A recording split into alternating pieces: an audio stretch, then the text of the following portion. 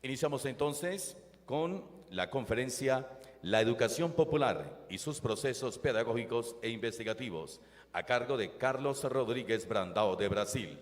Modera el profesor de la Universidad del Cauca, Robert Alfredo Euskategui. Buenos días para todos y todas las educadoras del departamento, del país y de otros países que nos acompañan. Reiterar el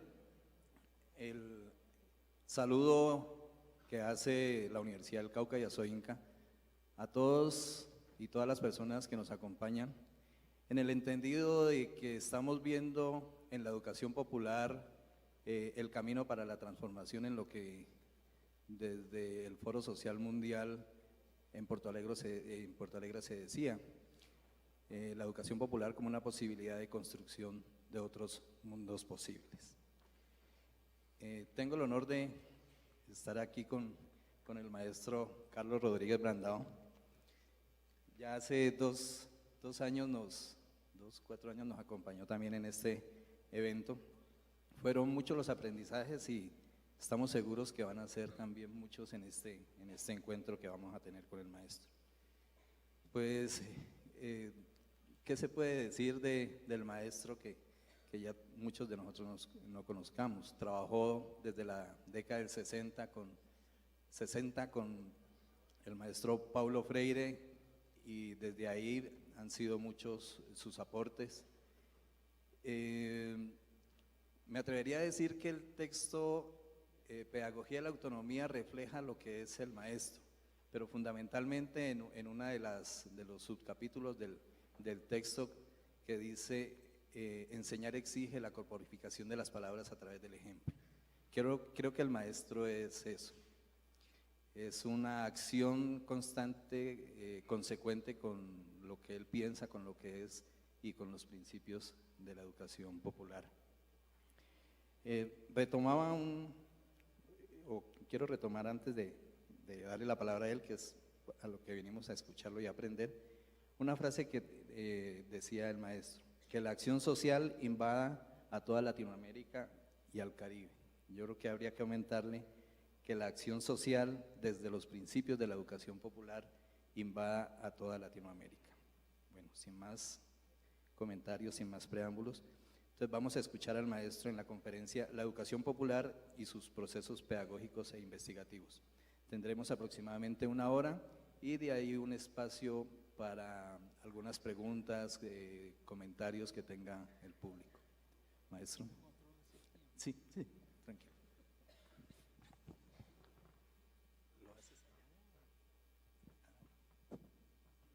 Muy bien.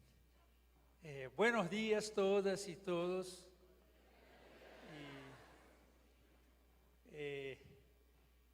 Yo estoy aquí en la conferencia inaugural no porque sea el que más conoce, sino porque soy el más viejito. Tuve la felicidad de ser, como aquí Pedro, un otro compañero brasileño, un alguien de tiempos en que convivíamos con personas como Paulo Freire y Orlando Falsborda, que incluso fue un amigo y alguien con que dialogué muchas veces.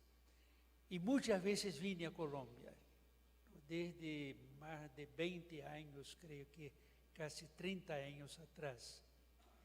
Y digo de corazón, este es un país en que uno llega pensando que va a enseñar algo y sale descubriendo que aprendió mucho.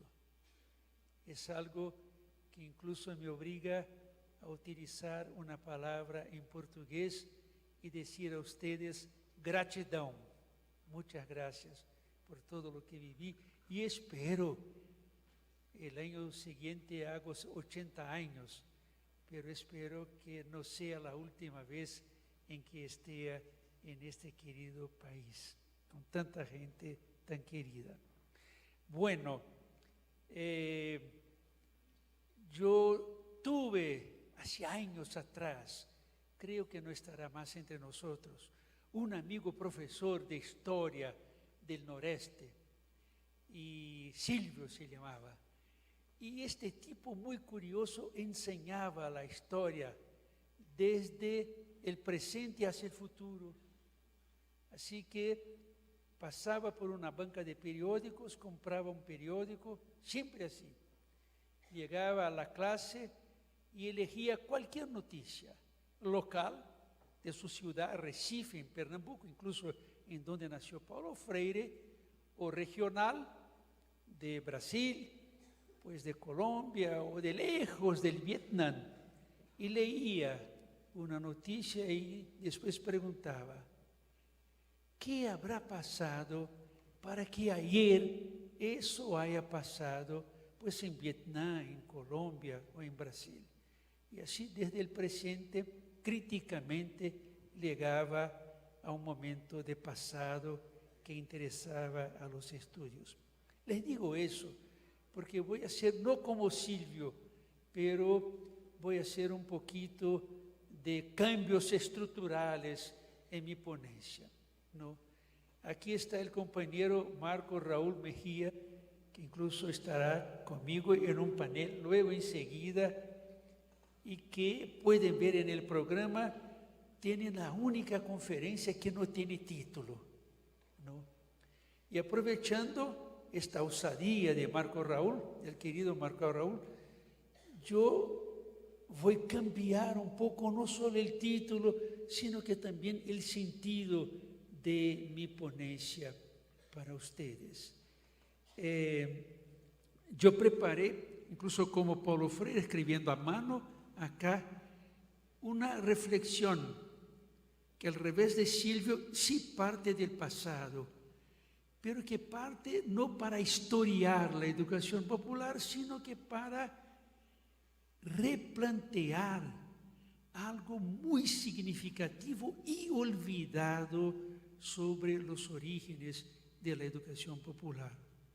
Luego, enseguida, me gustaría trabajar con ustedes algo que es muy nuevo, lo escribí aquí, lo escribí en esos días acá, en Popayán, y que tiene algunas ideas posiblemente contradictorias y transgresivas, pero como tendré otros momentos acá, ¿no? Más 2 momentos en este evento y después, creo que podría incluso defenderme de las posibles críticas frente a mi osadía. ¿Qué es lo que pienso hacer? Es un poco dibujar, ¿no?, un campo que conteste algo de la pregunta esencial que es ¿en qué espacio, en qué territorios de sentido en este momento se sitúa la educación popular? Porque ella no está sola, está cercana a otros proyectos que comparten algo con ella, pero está, como por ejemplo en este momento en mi país, en Brasil, vecina a otras vocaciones o matrices pedagógicas absolutamente contrarias, que hacen incluso un labor de intento de descalificar todo el pensamiento, no solo de Paulo Freire, pero de generaciones de educadores populares. Si me toca el tiempo, y tú me controlarás, por favor, ahí sí yo pensaba leer algunos puntos que a mi juicio, y no solo a mi juicio, porque me basé en una serie de educadores populares, algunos incluso presentes aquí, como el Marco Raúl, para pensar cuáles serían líneas, ¿no?, de proyectos concretos de educación popular. Si no me alcanza el tiempo, como enseguida tengo un panel, dejaría para el panel. Pero me gustaría, yo soy antropólogo, me olvidé de decir, entonces muy a los costumbres antropológicos, me gustaría empezar, ¿no?, un poco como Silvio, a partir de algo que yo viví y leí en esos días, incluso algunas cosas en el vuelo que me traje de São Paulo a Bogotá. Aquí está la revista de Avianca y puedo decirles que no la robé del avión, porque aquí está escrito que es un ejemplar que se puede llevar. Así que aquí está la revista de Avianca. ¿Y por qué la traje? Porque a mí me impactó.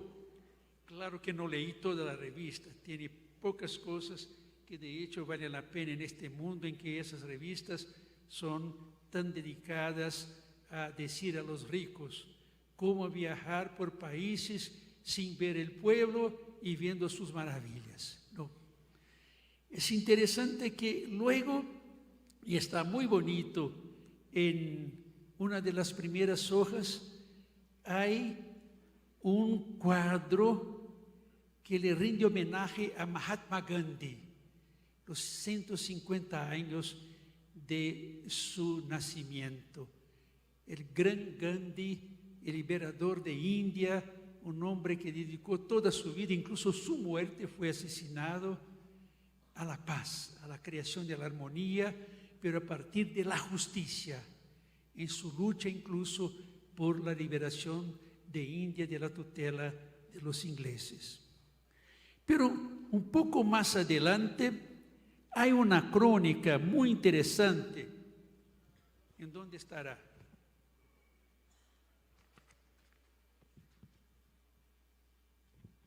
Aquí está. Una crónica en que el cronista trabaja la idea de la pareja, una pareja de amantes, una pareja de casados como yo, que estoy casado a 53 años, ¿no? Entonces hace la pregunta: ¿una pareja puede ser de amigos? Es decir, gentes que forman una pareja pueden ser también amigos uno del otro. Qué interesante, qué pregunta curiosa, ¿no? Pero lo que más me impactó fue una crónica que viene más atrás, y que habla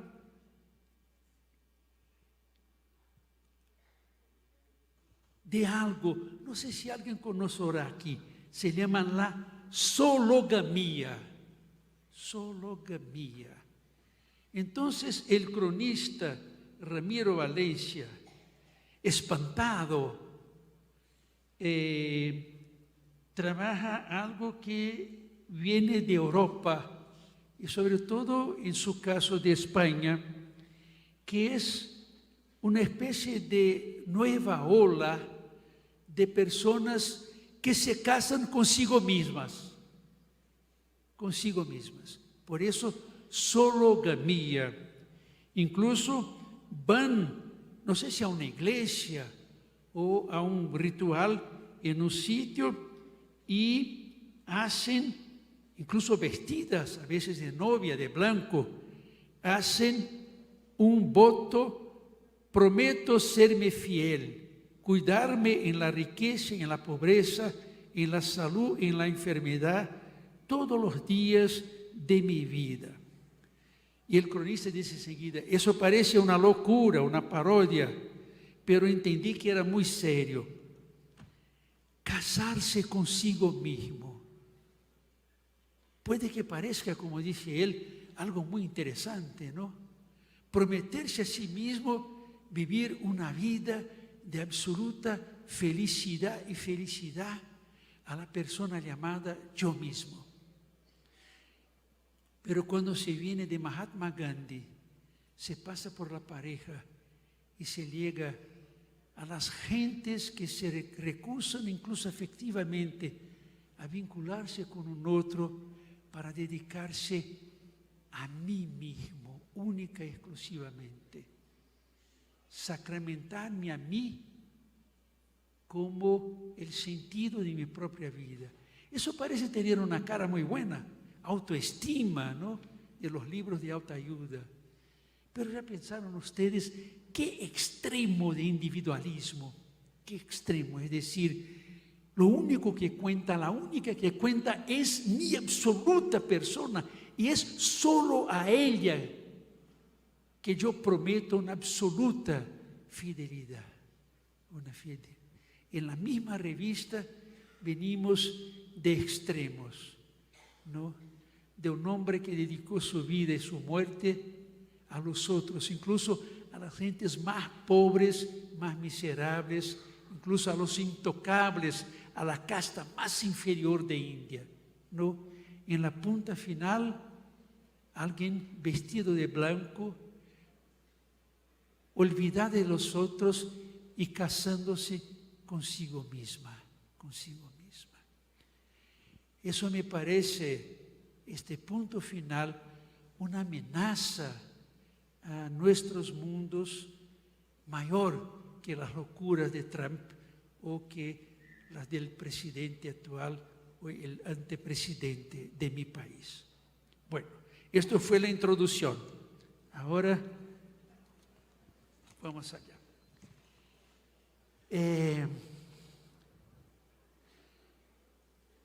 La educación popular. ¿Cómo es posible que en el mundo de ahora exista algo como la educación popular? Así que me gustaría en este encuentro, en este congreso sobre la educación popular, sus desafíos y dilemas, ¿no? Como un proyecto transformador que un poco ahora estaré llamando de emancipador. ¿Cómo es posible que exista una educación popular? Y por otra parte, la pregunta al revés: ¿cómo pueden existir educaciones con una vocación humanista que no sean populares? Me gustaría empezar esta discusión, como les dije, por algo un poco o mucho olvidado.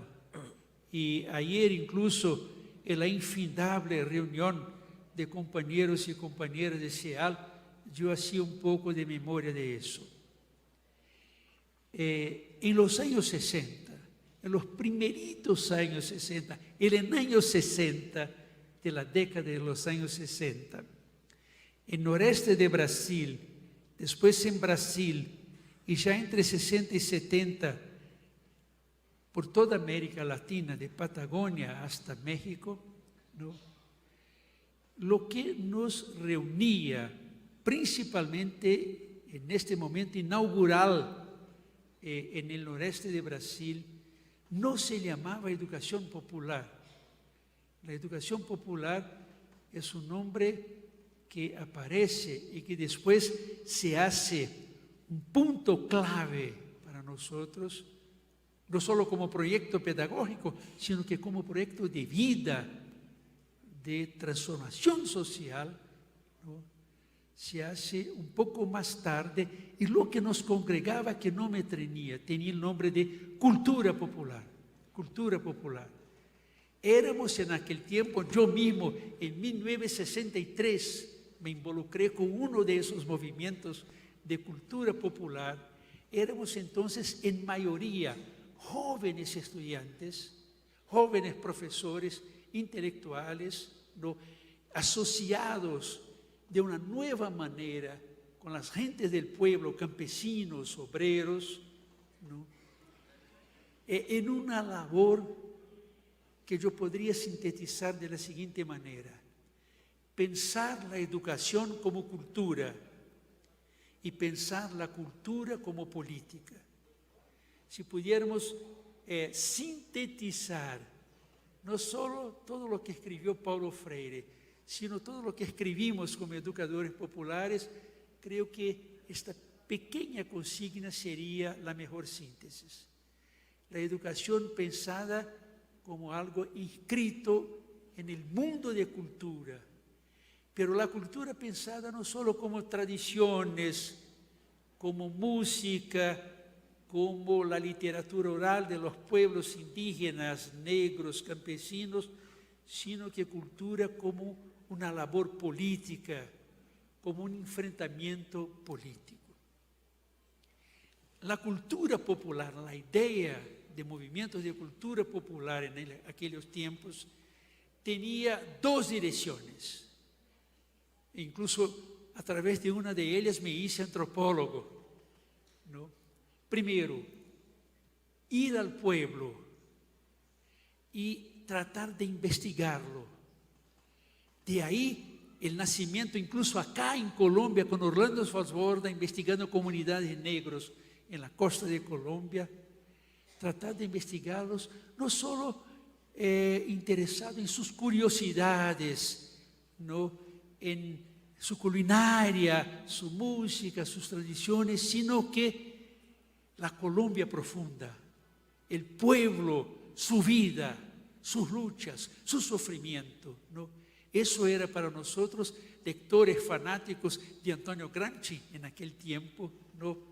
El intentar comprender no la cultura popular colombiana o brasileña para turistas o para estudiantes de maestría en antropología, sino que una cultura que pudiera replanteada y repensada dialógicamente entre nosotros y el pueblo, transformarse en una arma, en un instrumento poderoso de resignificación, de transformación, primero de mi mente, de mi manera de pensar y de pensarme en mi mundo.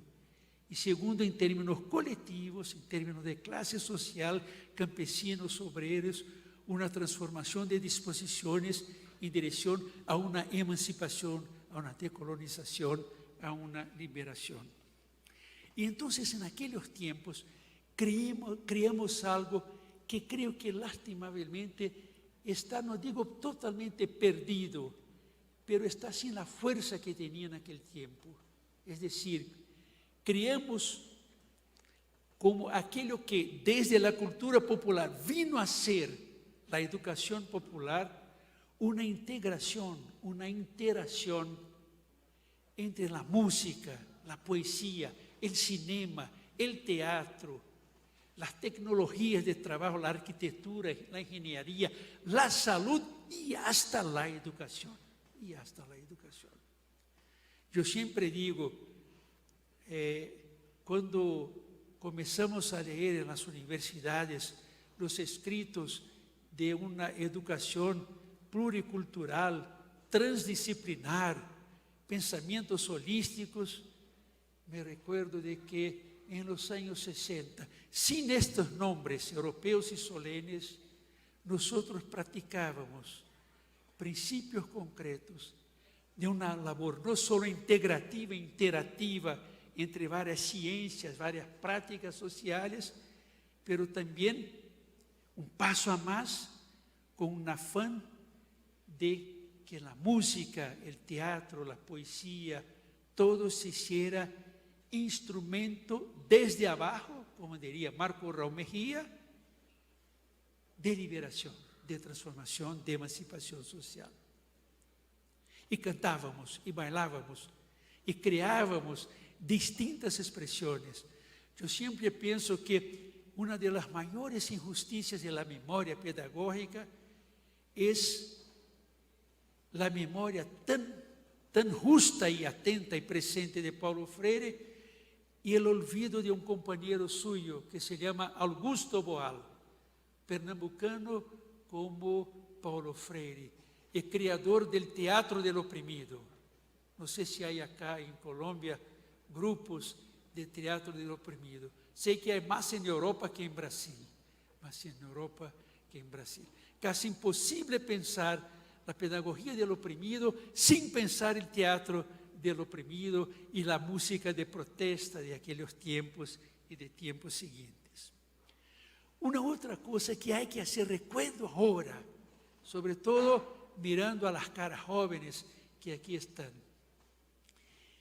¿Qué contexto, no solo cultural de ideas filosóficas, teológicas, sociológicas, antropológicas y pedagógicas, sino qué contexto de gentes y de colectivos con una visión transformadora, emancipadora, eran la base o fueron la base del surgimiento de los movimientos de cultura popular y después de la educación popular.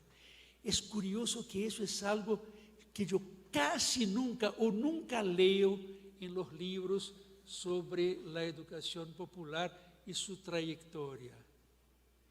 En aquellos años, lo que produjo todo lo que vino a ser hoy la educación popular fue resultado de un enlace, ¿no?, de una intercomunicación, de una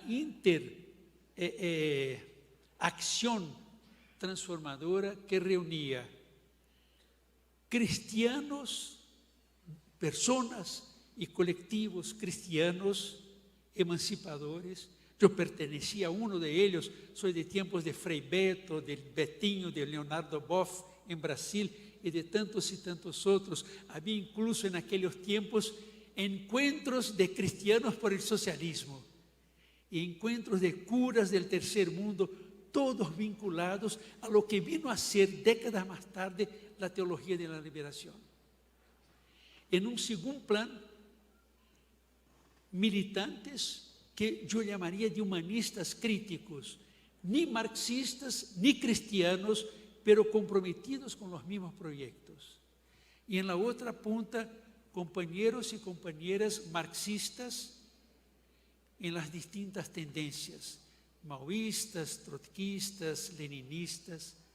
Es de este enlace, de esta coyuntura, incluso en Brasil creamos un frente amplio, miren ustedes, entre cristianos y marxistas, incluso muy cercano a Paulo Freire, a toda su labor, no solo en Brasil, como después también en el exilio.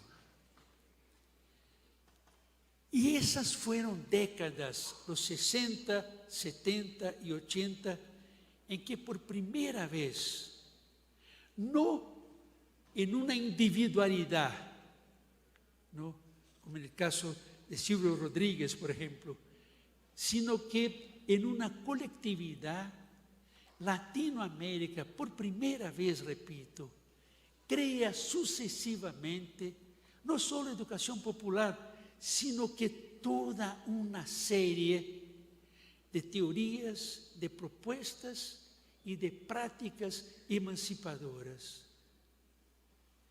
La educación popular, la cultura popular, el teatro del oprimido, la relectura y la construcción de un pensamiento marxista latinoamericano, la investigación, acción participativa, la teología de la liberación, la música de protesta, la poesía crítica.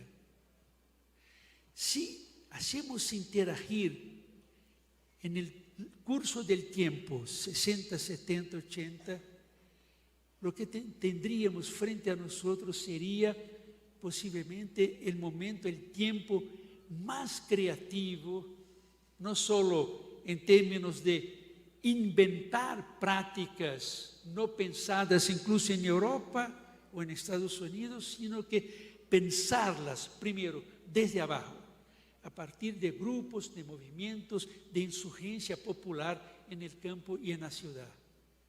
Y segundo, pensar, repito, desde la teología hasta la política, de la poesía y la educación, una serie de experiencias, de propuestas con una matriz netamente emancipadora. Por una primera vez, dejamos de ser importadores de teorías y propuestas de acción y nos hacemos exportadores.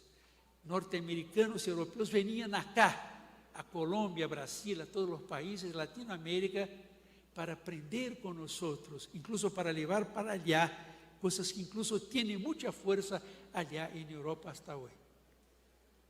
Es muy impresionante y muy halagador ver cómo no solo aquí en América Latina, sino que en toda Europa, más que en Estados Unidos, año a año se repiten encuentros, foros y simposios sobre educación popular y centrados en la persona de Paulo Freire. Yo mismo participé de más de uno de ellos. Muy bien. ¿Cómo está el tiempo? Bueno, a ver.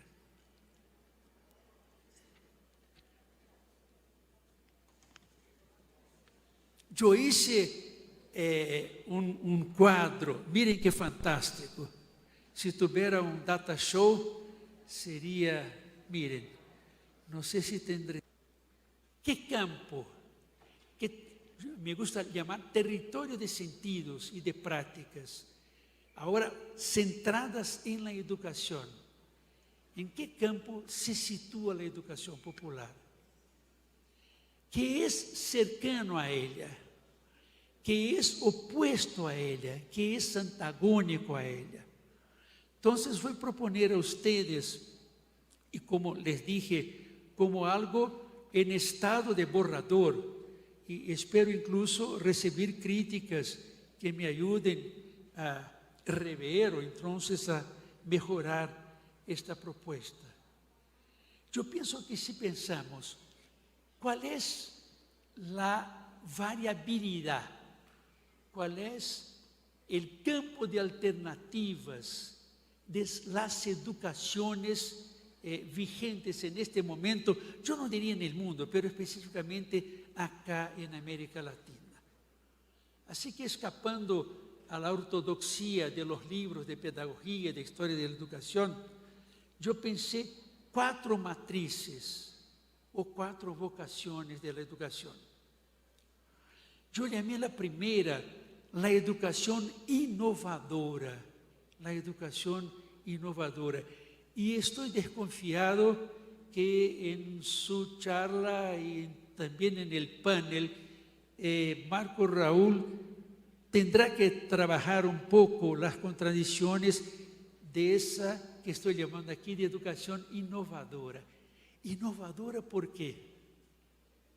Porque es justamente la educación impartida por las agencias, escuelas, sobre todo de enseñanza primaria, ¿no?, vinculadas directamente a empresas del capitalismo neoliberal. Si cogen ustedes libros, yo tengo aquí incluso un periódico que también no robé, me regalaron en el hotel, aquí de Colombia, de la República, ¿qué, cómo, en dónde estudiar en la universidad? Aquí están 3 jóvenes felices, saltitantes, ¿no? Y el problema fundamental es cuáles son las opciones de crédito. Y lo triste es que hay muy poco sobre la densidad, la calidad, el comprometimiento de la universidad con Colombia, con el pueblo, sino que cómo ingresar, cómo conseguir crédito, cómo sobrevivir y cómo salir como un buen emprendedor. El nuevo héroe del mundo de la Cuarta Revolución, de la cual estarás hablando, Marco Raúl. Es muy importante fijar la atención sobre lo que pasa en este campo de lo que estoy llamando aquí educación innovadora. Son ellos, son los cursos de MBA, es toda la invasión neocapitalista en nuestras escuelas, incluso universidades, con la propuesta de una educación innovadora, tecnocrática, electrónica, preparadora de mujeres y hombres para el mundo del futuro, cuyo lugar único de realización es el mercado, ¿no? Una educación que nos hace recordar que en 1997, a fines del siglo y del milenio, la Organización Mundial del Comercio, la OMC, que es la ONU del mundo capitalista, decretó oficialmente en una asamblea internacional que salud, previdencia social y educación son mercancías, En la misma ocasión en que la UNESCO, una vez más en sus documentos, defendía la educación como un derecho humano universal, la OMC decía: la educación es una mercancía como cualquier otra. Y la misión de la escuela no es preparar pensadores, no es preparar gentes críticas, el hombre y la mujer consciente, cooperativo, sino preparar para el mundo del futuro el competente competitivo, el emprendedor, el casado consigo mismo, absolutamente individualista y preparado para triunfar con suceso en el único lugar del mundo que cuenta, el mercado. Luego, una educación conservadora. Y ahora creo que voy a crear una polémica. Yo estoy asociando la educación conservadora hoy día en América Latina y en el mundo a la escuela pública, a la educación pública, a la educación pública. Todo el louvor, todo el honor a profesores y profesoras, ¿no?, de escuelas públicas en toda Latinoamérica, pero toda la crítica a las políticas de educación pública de nuestros países, sobre todo, incluso los compañeros que estuvieron aquí antes ya anunciaron esta crítica, ¿no?, como una educación que es pública, no porque es dirigida y a servicio del pueblo, de nosotros, de la sociedad civil, de aquello que Rousseau llamaba el pueblo soberano, sino que es pública porque es una educación a servicio del poder de Estado. No nos olvidemos de que la escuela pública surge sobre todo en los países más militarizados de Europa, principalmente en Prusia, después en Francia, en Alemania, incluso en fines del siglo XIX, países que se confrontaban y que necesitaban formar mujeres para parir hombres guerreros y hombres prontos a morir por la patria. Hasta hoy, mucho de lo que es la disciplina, la formación, la arquitectura de nuestras escuelas públicas tiene que ver no con las plazas públicas, con los espacios de libertad, sino que con el ejército, con las Fuerzas Armadas. Desde lo metafórico hasta la concretud de lo que se enseña, desde los rituales de la escuela pública, vemos que ella sirve mucho más a producir ciudadanos para la patria que a producir ciudadanos libres para incluso transformar una patria autoritaria en una nación de hombres y mujeres libres. Tanto así que cuando se lee críticamente el pensamiento de los grandes educadores de la humanidad, desde Comenius hasta Claparede, hasta Paulo Freire, ellos están escribiendo y luchando ¿por qué? Por transformar público como algo que sirve al Estado, en público como algo que sirve a la persona humana, a las gentes. Y la educación popular vino para dar un paso a más, y no solo a gentes teóricas, sino que a las gentes que viven y que actúan desde abajo. Bueno, hay una tercera matriz que yo estoy llamando aquí de educación transformadora. Incluso en este congreso tendré que defender esta posición, porque estoy llamando transformador algo que en un otro momento, en el cuadro final, será llamado emancipador. Yo vengo de un encuentro en Brasil con más de 300 profesores y profesoras en Noreste, en Paraíba. Y es un encuentro vinculado a una institución que está creciendo mucho, que se llama CONAMA, y que es dedicada a escuelas transformadoras, las escuelas transformadoras, que existen desde hace muchos años, que son incluso muchas veces una alternativa muy interesante, y porque centrada en la persona, en la educación de niños y niñas libres y creativos, libres de la tutela no casi militarizada de las escuelas públicas oficiales. Pienso en las escuelas antroposóficas, las escuelas logosóficas, las escuelas de movimientos alternativos, religiosos algunos, laicos otros, que ahora incluso se organizan, no solo en Brasil, en otros países de América Latina, como movimientos o como organizaciones en nombre de una otra educación, y ahí usan la palabra transformadora.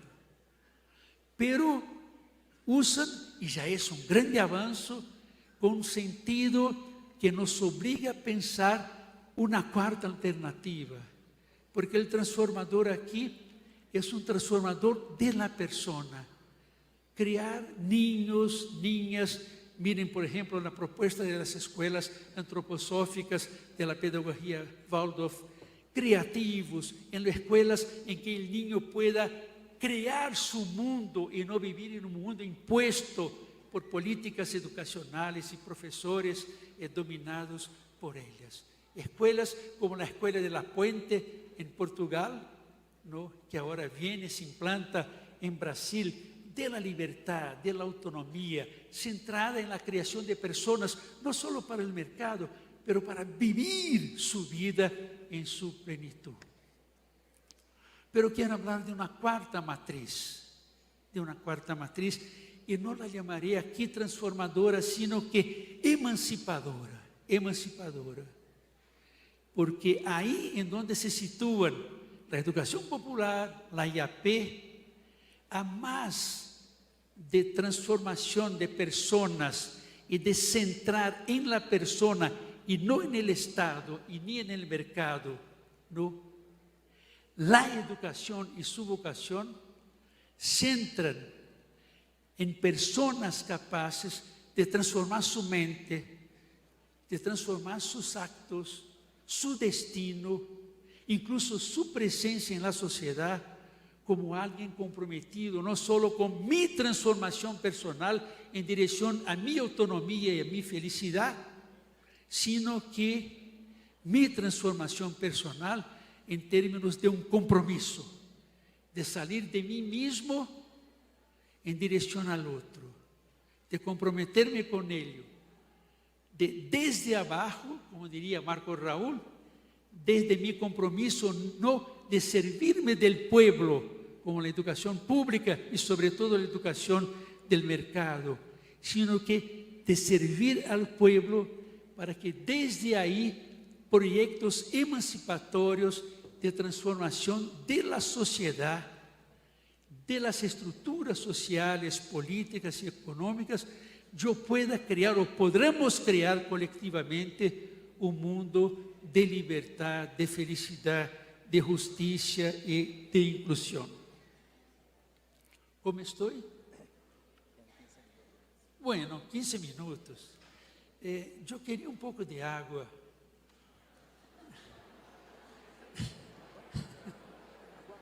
Sí.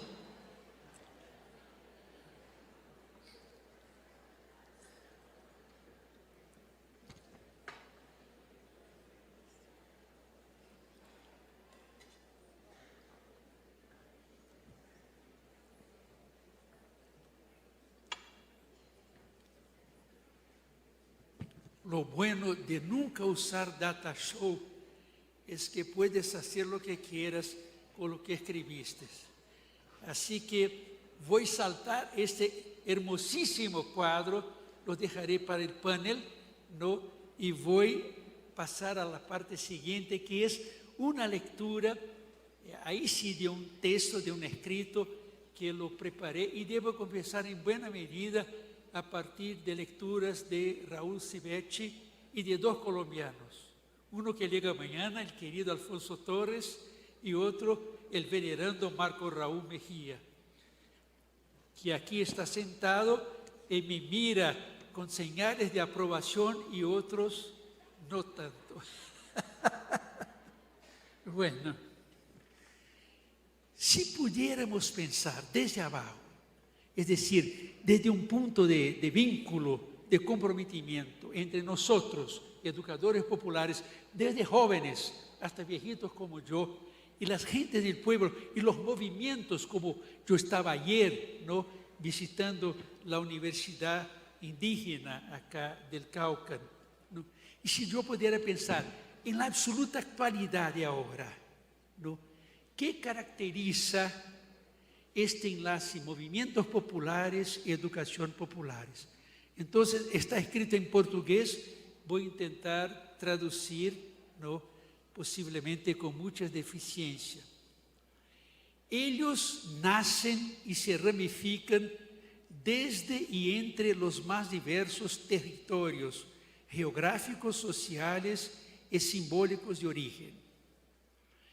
Ellos recusan un protagonismo único, mismo cuando acogen un horizonte unificado, y así establecen una nueva politización de las diferencias culturales, de modo que lo que era cultura popular y en algunos países del continente tendía a ser oficialmente una política cultural, se hace ahora algo asumido como una cultura política emancipadora. Ellos realizan una politización de y entre culturas.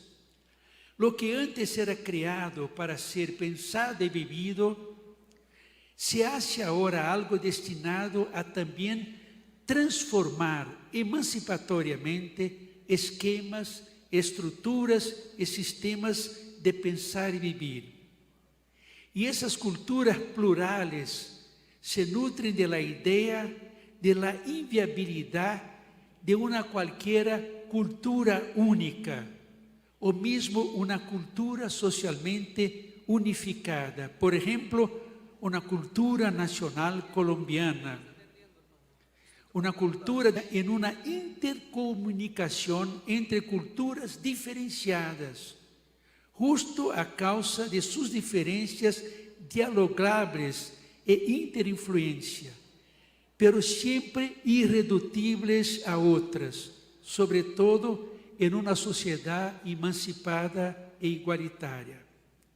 Ellos recusan los modelos de transformación social teórica y programáticamente prontos y constituidos a priori afuera de sus mundos sociales y desde afuera destinados a ser aplicados adentro de sus modos de vida y a través de una acción derivada de sus sujetos.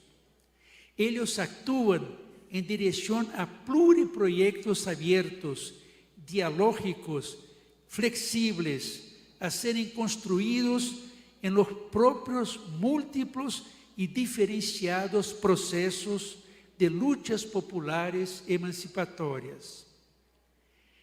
Ellos luchan no más apenas por trabajo, tierra y techo, pero también por territorios que van desde los enfrentamientos de pueblos indígenas, de pueblos andinos, de pueblos de la floresta, de pueblos de los quilombos, en nombre de la demarcación justa de sus territorios ancestrales, así como en nombre de nuevos sentidos dados a las propias acciones de reterritorialización.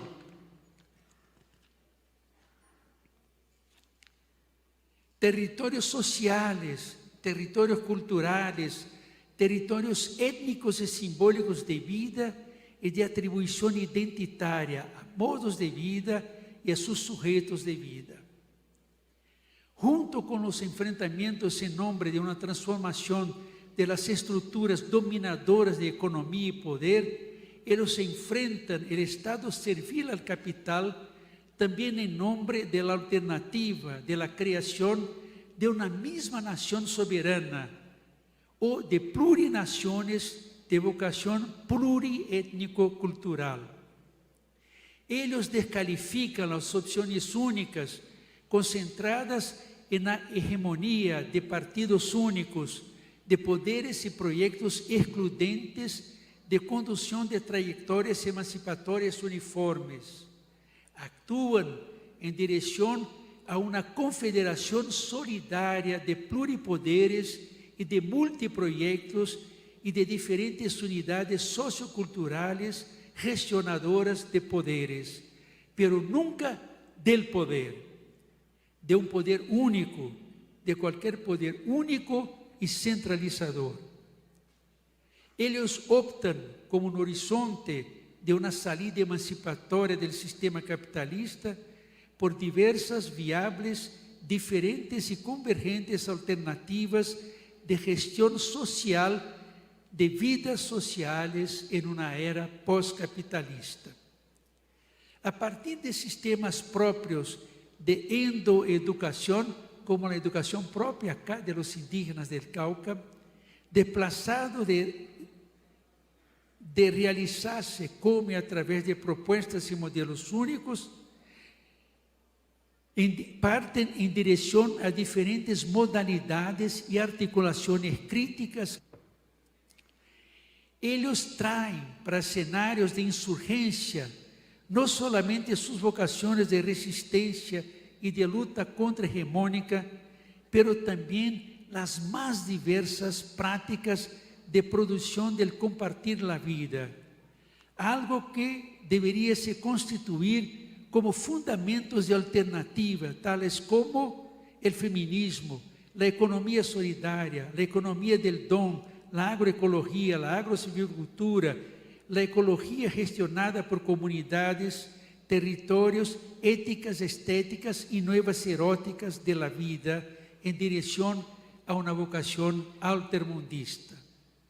En este sentido, de diferentes modos, ellos facultan con que la cultura y las culturas dejen de ser apenas lo que en su superficie se da a ver como las manifestaciones culturales más visibles y no raro, particularmente pintorescas y buenas para turistas, y reclama sus reales densidades culturales. Elas aspiram a traducir-se em e como modos próprios de vida, como construções profundas, insurgentes e interativas de sistemas próprios, de símbolos, de sentidos, de saberes e de significados emancipadores. Finalmente, pessoas, comunidades, movimentos e culturas patrimoniales, populares, representam-se e se apresentam como algo mais do que apenas uma visível face insurgente de sua vocação mobilizada. Desde lo que hasta pouco nos aparecia como o mais residual, o mais arcaico, o mais tradicional e, por lo tanto, como algo bueno apenas para teses e pesquisas acadêmicas, como na cultura de los otros, negros, indígenas, mujeres, eles criam uma base solidária de acção liberadora, que agora nos surge como algo mais que sistemas peculiares e complexos de modos de vida. Entre mis escritos, eu saquei e que agora, como sempre passa, não lo encontro. A ver.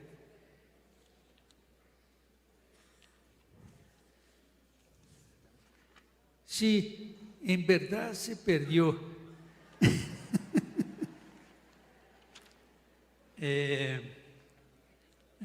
Sí, pronto. Aquí está. Me gustaría terminar con Paulo Freire, con el compañero Paulo Freire, en uno de los momentos de pedagogía del oprimido en que él habla del amor. Yo acabo de escribir un libro, incluso traje un ejemplar para ti, Marco Raúl, que se llama La aventura del encuentro, y que es un libro sobre el amor, ¿no? Y así leo no a mi libro, sino que a Paulo Freire, y con eso encierro mi primera contribución acá en este encuentro. Paulo Freire: no hay diálogo si no hay un profundo amor al mundo y a los hombres y mujeres. No es posible la pronuncia del mundo, que es un acto de creación y recreación, si no hay un amor que la infunda. Siendo fundamento del diálogo, el amor es también diálogo. Desde ahí que sea esencialmente tarea de sujetos y que no pueda verificarse en una relación de dominación. En esta relación de dominación, lo que hay es patología de amor, es sadismo de quienes dominan, masoquismo de los dominados. El amor no, porque el amor es un acto de coraje, nunca de miedo. El amor es un compromiso con los hombres, con las mujeres. En donde quiera que estén los oprimidos, el acto de amor ahí está, y está en comprometerse con su causa, y la causa es su libertación. Pero este compromiso, porque es lleno de amor, es también dialógico. Muchas gracias.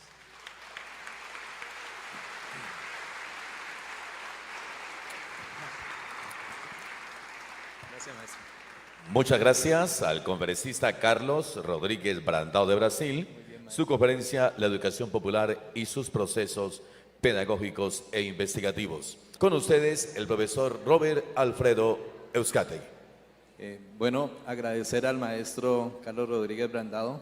Cada encuentro con él es el espacio para nuevos aprendizajes y como el punto de inflexión para repensarnos como educadores populares en la idea de transformarnos emancipatoriamente. Voy a retomar algunos elementos que planteó muy brevemente para darle la oportunidad a los que quieran hacer alguna intervención, alguna pregunta. El maestro basa su presentación en 3 puntos fundamentales: los orígenes de la educación popular, la pregunta en qué territorio se encuentra o se sitúa la educación popular, y unas líneas o proyectos de la educación popular. Retoma que en la década del 60, 70, pues no se llamaba educación popular, pero aparece y se hace punto clave como proyecto de vida de transformación social. Igualmente plantea 4 matices de la educación: la educación innovadora, la educación conservadora, la educación transformadora y donde se ubica la educación popular, que es la educación emancipatoria. Creo que habría que pensar la presentación del maestro desde la esperanza de Freire, la utopía de Galeano y la humildad crítica, emancipatoria y transformadora de Carlos Rodríguez Brandao. Parece que es como el mensaje que podríamos retomar.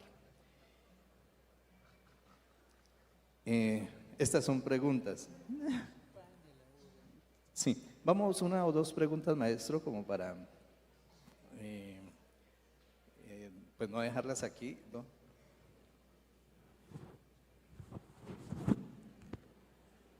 Dice esta pregunta: ¿cómo un maestro puede jalonar un proceso emancipador en sus estudiantes si todavía él no se ha liberado de un paradigma impuesto por el Estado? ¿Cómo un maestro?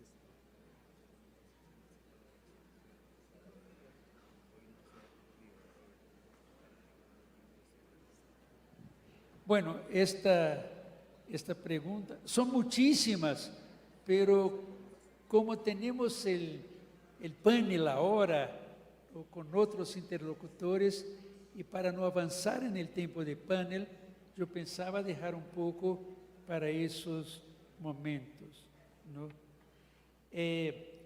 Esa pregunta es la pregunta, es decir, ¿cómo remar contra el corriente? ¿No? Cuando pensamos toda la colonización que nos llega día a día, por todos los medios, desde un periódico como este hasta prácticamente todo lo que viene a través de la televisión. Y más, cuando pensamos la agresiva, la intempestiva y la muy fuerte neoinvasión de todo un modelo, no solo de ideologías y filosofías, sino que de propuestas concretas de una educación para el individualismo, para el suceso en la vida, para el pensar en sí mismo, en el extremo, para el casarse consigo misma, ¿no? ¿Cómo frente a eso, y en términos muy concretos, no en términos de palabras como concientización, pero en términos de asumirme como una persona en el mundo, cómo crear una educación que va en contra de todo eso, de todo este proceso, de toda esta neocolonización tan poderosa, ¿no? Es muy difícil. A veces, cuando me preguntan, ¿qué es un educador popular? Yo digo, mira, habrás posiblemente asistido una vez o más la película Titanic. Creo que todos y todas aquí han visto Titanic. Pensemos el momento en que el barco se hunde. Hay personas allá que tratan de salvarse. Hay personas allá que tratan de salvarse a sí y a los suyos. Mi esposa, mi hijo, ya está un poco más allá de las mujeres que se casan consigo mismas, ¿no? Hay gentes con un paso bien más allá, ¿no? Que piensan en salvarse, pero primero, por ejemplo, que se salven las mujeres y los niños, por lo menos acá de la primera clase, ¿no? Hay personas como aquellos belísimos músicos que me tocaron mucho cuando el navío se hunde, que siguen tocando hasta el final, sabiendo que en minutos van a morirse. Y hay unos locos que salen corriendo pensando, Dios mío, ¿qué estará pasando ahora con las mujeres, niños y hombres de la tercera clase? ¿Y qué puedo yo hacer por ellas y ellos, aunque muera con ellos? Este se llama educador popular. Este, a mi juicio, es ser educador popular. Es una tarea muy difícil. Cuando se mira, y hablábamos de eso ayer, entre la gente inicial y yo, la trayectoria de vida, para citar dos apenas de los compañeros, Orlando y Paulo, Orlando Fosborda y Paulo Freire. Es una colección de producción de ideas contestatorias, insurgentes. Orlando Fosborda, muchos años antes de Teología de Liberación, de Gustavo Gutiérrez o de Política de Liberación de Dussel, crea y escribe una sociología de la liberación. Una sociología de la liberación. Cuando Paulo estaba escribiendo Pedagogía del Oprimido. Pero cuando se ve, no la biografía de lo que escribieron, sino la biografía de lo que vivieron, sufrieron y enfrentaron. Son vidas muy duras. Paulo dejó libros inmortales, si es que hay algo inmortal en este mundo, pero no logró ni siquiera una sola vez en Brasil y después en los 13 años de exilio crear concretamente una escuela siquiera con duración significativa. Igual Fosborda, que tuvo una vida incluso muy conturbada y con momentos muy tristes en su universidad, la Universidad Nacional acá de Colombia. Así que yo diría, la principal tarea de la educadora del educador popular es estar aquí, es estar presente. En mis tiempos de juventud universitaria católica, nosotros hablábamos mucho de testigo cristiano, testemunho cristão em português. Algo como, aunque mis acciones no resulten en nada transformador concreto en este momento, yo tengo que estar aquí y tengo que estar presente y tengo que realizarla. Yo creo que en este momento en que en toda América Latina, claro que con diferentes matices, ¿no?, vivimos el comienzo, porque solo el comienzo de todo un proceso de neocolonización, de invasión cultural de nuestras escuelas, desde niños hasta los programas de posgrado, ¿no?, un proceso de creación de una antieducación, ¿no?, direccionada, como yo dije en mi ponencia, a crear el competente competitivo individualista para el mercado y no el consciente cooperativo para la vida social. En este momento nuestra primera tarea es hacer lo que estamos haciendo aquí, estarnos presentes y juntos. Una segunda tarea muy importante, y si no la hacemos, no estamos haciendo educación popular, es ponernos a servicio no de nuestra ONG o de nuestra organización o de mi curso de maestría en la universidad y desde ahí hacer educación popular, sino que buscar en las raíces, en los desde abajo, en sus movimientos, en sus luchas, el lugar social de mi comprometimiento como educador popular. No hay experiencia de educación emancipadora, aunque haya de educación transformadora, no, que no esté comprometida con los de abajo, con indígenas, con negros, con las poblaciones con las cuales toda la vida trabajaron Orlando Falsborda y Paulo Freire. Bueno, gracias, maestro. Sabemos que son muchas las preguntas que hacen, se está haciendo transmisión en directo, desde Santander también mandan algunas preguntas, pero como dice el maestro, las podemos dejar ahorita para el panel y trataremos de organizarlas para presentarlas en el panel. Nuevamente, muchas gracias, maestro, un aplauso fuerte por todos los aprendizajes.